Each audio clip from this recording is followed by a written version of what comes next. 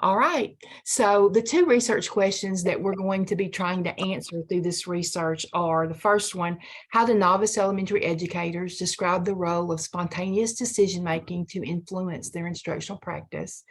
And how do novice elementary educators describe the role of conscious decision-making to influence their instructional practice?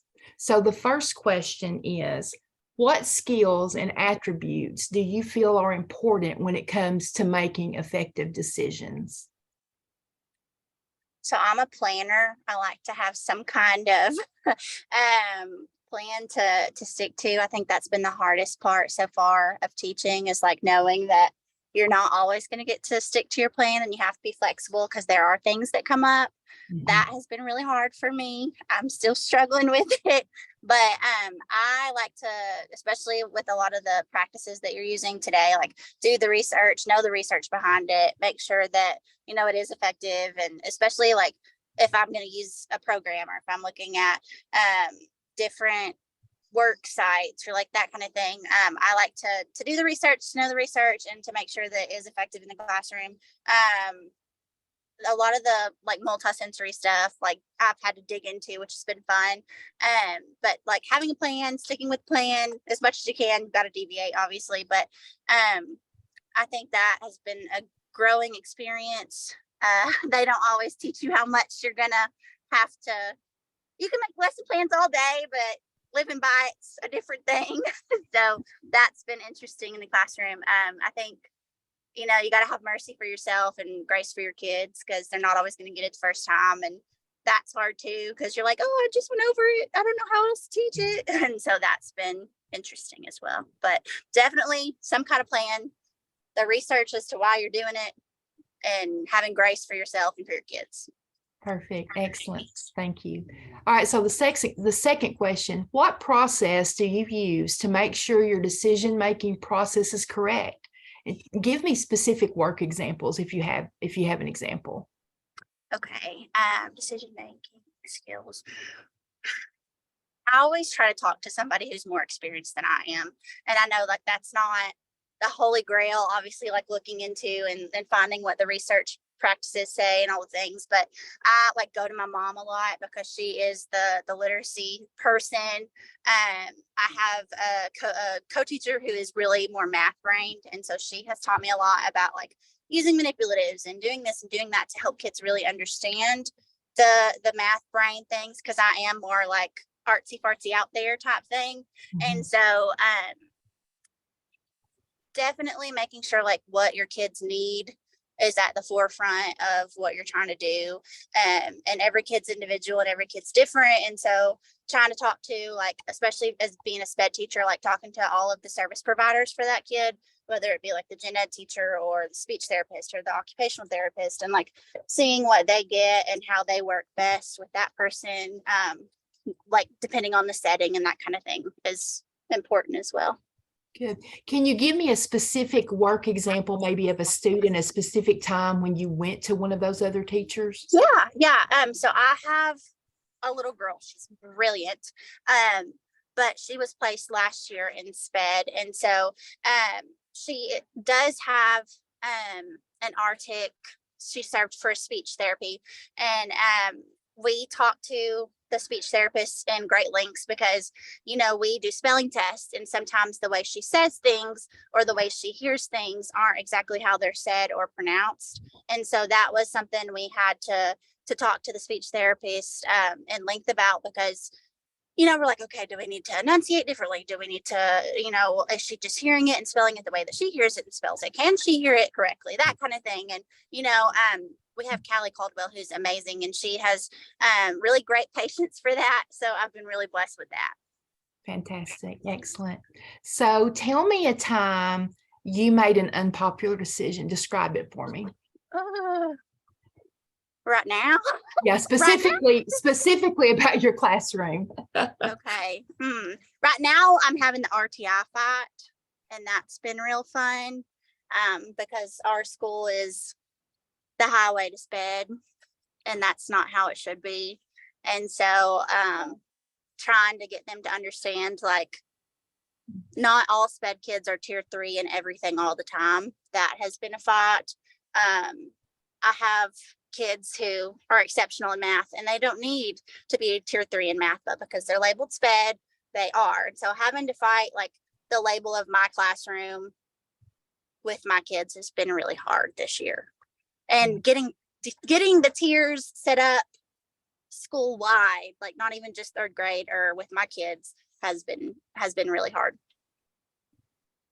So in thinking about the RTI and the battle that you face with having those conversations, how did you handle the feedback, or how are you handling that feedback from others who maybe don't agree?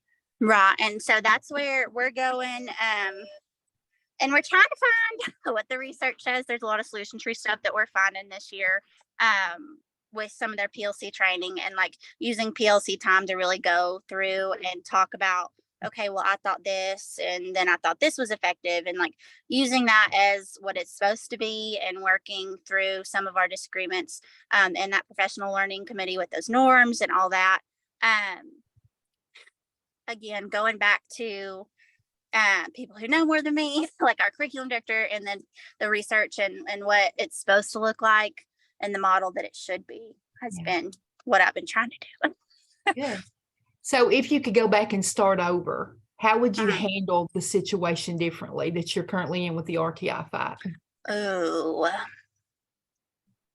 I think it's something Maybe I'm you so wouldn't, but it's just something I'm so passionate about. And so I just get fired up. Like, I feel like we already limit our kids more than what is healthy. And so like with the new like inclusion stuff, I mean, it's amazing, but also that's been a fight. And then you add in the RTI, it's just been a lot. And so I'm so hard on myself. And so that's been something that I think I would handle differently. Like, you're doing the best you can, no matter how or who takes it what way. yeah. Yeah. Well, it goes back to that very first answer you gave me about you got to give yourself some grace, right? Which is hard because I'm a It- planner and I'm a yeah. sticking to it, and I'm a perfectionist. Yeah. Well, when And you're it's passionate too, you know. Yeah. Well, so talk to me after making a decision, what process do you use to reflect on that outcome? oh my goodness. The first thing that goes through my head when I make a decision was, did I make the right choice? Did I make the right decision? Is this what's best for my kids? But I mean, seeing them learning and growing really helps that. I like to go back to the reasons why I did it to make sure that, I am doing it for a reason, for a purpose in mind. But I'm always like, oh, what did I do? Yeah. Very good. So you don't formally write it down, but you reflect internally a lot. No, and we do, like with some of our goals and observations and stuff, we talk through a lot of them, but we don't usually write them down. Very good. I don't have time for that. Exactly. I totally get that. So we're going to switch gears just a little bit. We're going to start talking about decisions in instructional practice. So let's talk about decisions you make in the classroom related to instructional practice. What type of decisions do you make in the classroom about instruction? I think as a SPED teacher, I'm always like weeding out like to the most essential stuff for instruction. Like, do they really need the fluff? Are these need to know standards, or are they nice to know standards, or are they essential standards that they have to have? How that is presented, what that looks like. Is it going to be small group? Is it going to be whole group? Are they going to get the same instruction? Do they need to have it scaffolded down a little bit? Like that kind of thing. My brain is always like 7 million different tabs with all that. I also understand that too. So you mentioned essential standards. So walk me through the process of making a decision about the essential standard. We usually set up our IEP goals based on essential standards, which we pick out as a third grade team. So we did that this past summer with our curriculum director, and we really focused like, what do they have to know for the state testing, which I like to say, what do they have to know for life? Because not everything is just about state testing, but the essentials are what we plan a lot of IEPs around. So what do they have to know? What must they get from third grade for them to be successful? And sometimes there are things that, I try to spend more time on as I pull them because they're not getting it in the gen ed classroom, or they're not, they've moved on. That's been hard this year. Is I have a couple kids who are still kind of lagging behind. And so like trying to figure out, should I spend more time on this? Is this, an essential, or is this a nice to know? Making sure that I'm spending their time wisely, because a lot of time it's like, how can I help them help themselves, I guess, is what I'm trying to do, and make sure that they're getting those life skills, those functional skills within that, so that they can count money, or they can read a checkbook, or all the things that, I feel like they need to be a successful adult. Um, but the essentials have been like a lifesaver for me, because, those are things that they must get, whether it be now or at the end of whenever they graduate, things that they have to make sure that they're getting. And the foundations of reading have been a lot of help with that as well. Very good. So do you make all instructional decisions this way? If not, tell me about the other ways you make decisions instructionally. Yeah, I talk through a lot with my team again about the essentials, and sometimes we do disagree on, like my class is a co-taught class, and we have like 6 or 7 kids with IEPs. So the demographics of our classroom really differ from everybody else. And so like knowing what's best for our kids, and okay, well, if they're moving on, maybe we move on and we work on this skill in RTI time, or in win time, if you call it that, or with iReady, or with some of our resources that we have available. Again, I'm a talker. I like to make sure that, I'm not on my own island and, just doing whatever. So I like to make sure that my co-teacher and I are on the same page when it comes to our kids and making sure they get what they need. Excellent. Very good. So, okay, describe a time you made a difficult decision about instruction. What led you to the final decision? Ooh. Ooh. Trying to, what's been hard for me specifically this year, like I said, has just been the moving on part. Like, we're going to go back and we're going to review, especially in math, a lot of our skills at the end of the year before the state testing. We have like a couple, maybe I want to say 4 or 5 weeks that we do specific review time. But like knowing when time, for example, time has been so hard for my kids this year. It like, if it's not on a phone or a Chromebook, they don't want to look at it. They don't care. Somebody asked me today, why do we even have a date? Why do we have to put the date? I can look at my Chromebook or my phone and tell you the date. And so like stuff like that, like making sure that they know the reason behind it. But like moving on from that has been so hard. I'm like, oh, they're missing something and I'm not giving to them and they need it. And so that it's been a fight, but it's been a battle internally for me, because I'm like, they need it. So knowing that we're going to go back, like that has been helpful, but it's also, I'm like, I only have 5 weeks to get all these things in, and they need to know it all for this test, and they need to have reviewed everything. And so that has been really hard, moving on and like giving them the exposure, but knowing when it's time to catch up with everything else. Yeah. So by moving on, what was the outcome, and was it what you expected? The outcome is we still struggle with time. We like, especially elapsed time. Ooh.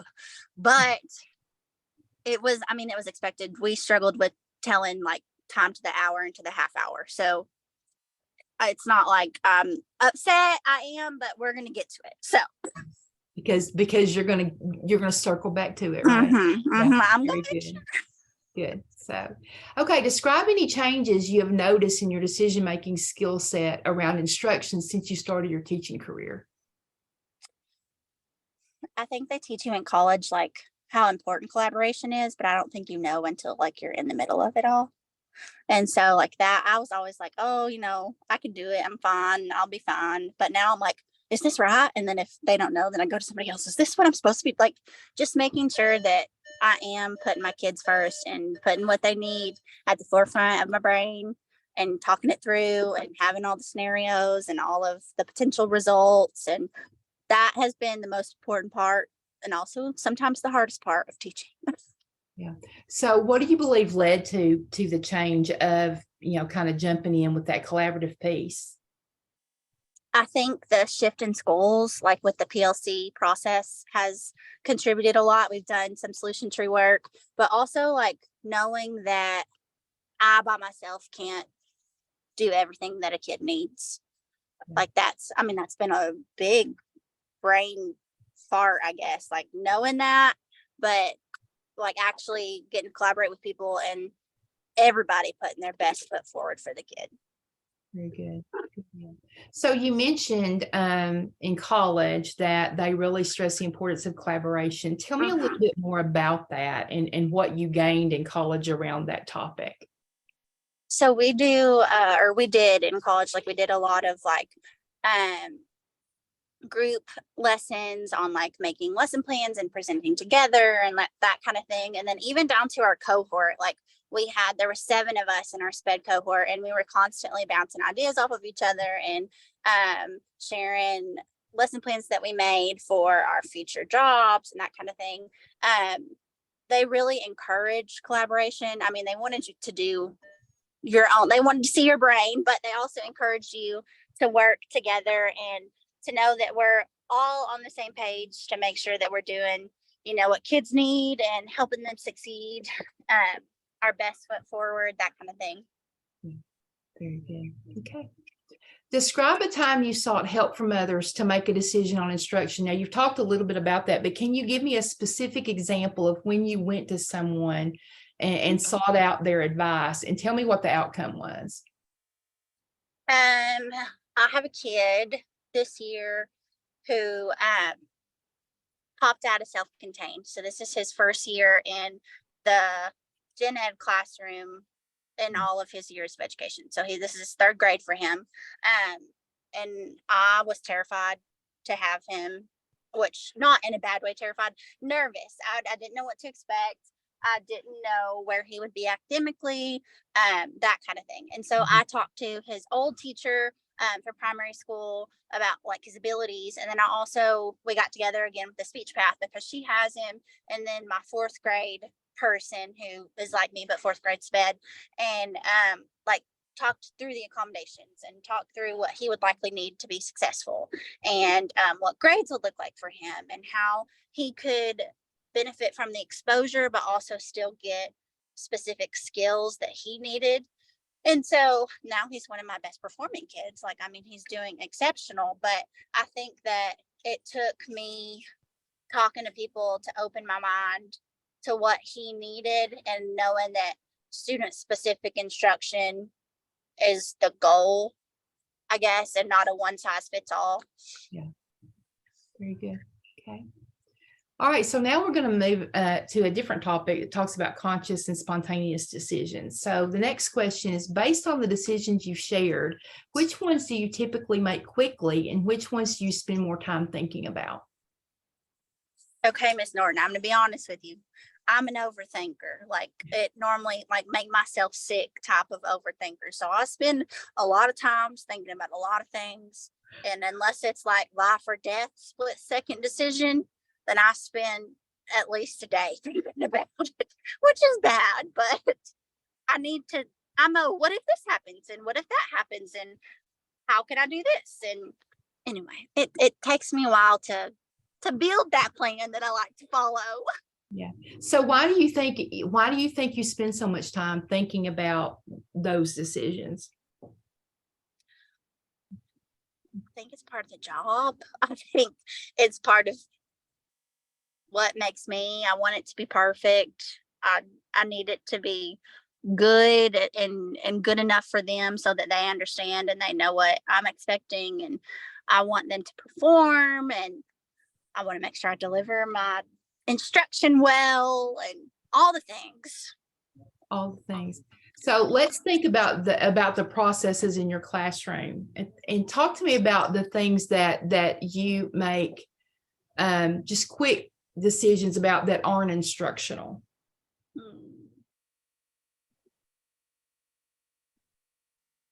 Quick decisions that aren't instructional. I'm trying to think. My brain hurts. I know, and it can be minor decisions, right? Like whether they can go to the bathroom or not. I mean, yeah. I'm always like, oh, I don't want you to miss this. Right. So why do you make a decision quickly about them going to the bathroom? It's urgent. Okay, yeah, good. Okay. So what makes something a quick decision for you? I think the time portion, like, does it have to be done right now?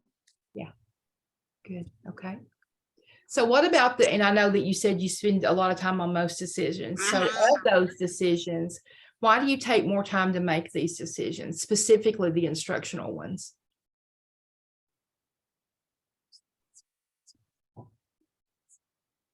Specifically the instructional ones, because I like to know what exactly a kid needs and how I can deliver that in a way that they'll get it and understand. And also I need them to get what I'm putting out there. And I feel like I've got to have it planned down to the T, which is something I'm working on. But I need them to know what's expected of them and how they can, achieve proficiency or mastery and that kind of thing. And so spending time to work on that and to make sure they know what they need to do and I know what I need to do to get them there. Very good. So what resources, if any, do you draw from to help you make these decisions? Lately, it's been a lot of the solution tree, books and posts and articles and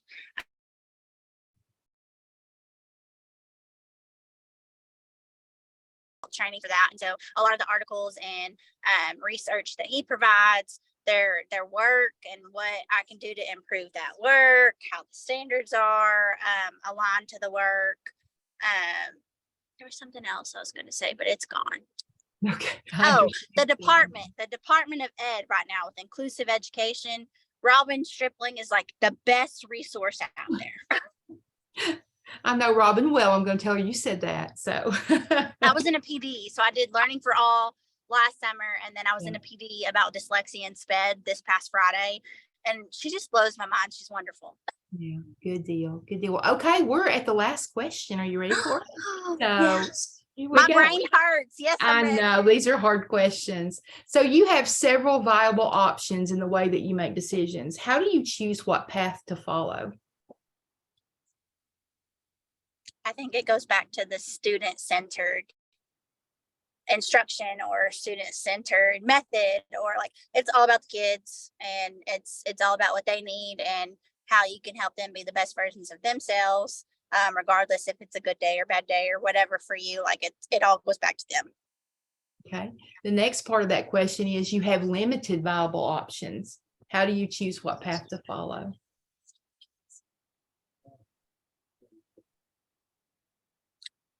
Still the kids, still based on, anything that you have from them, whether it be one data point or 20, how are they doing? How can you help them succeed? Very good. Okay. Anything else you want to add about decision making? It's hard. It makes your brain hurt every day. And how many even the split second stuff. Yeah. I used to make fun of my mom for going home and passing out on the couch every day after teaching. Now that's me. That's my life, because my brain hurts for making these little itty bitty subconscious decisions all the time. About what? What do you make those decisions about? The children. All the time. Even when I'm at home trying to go to sleep, turn my brain off. The kids.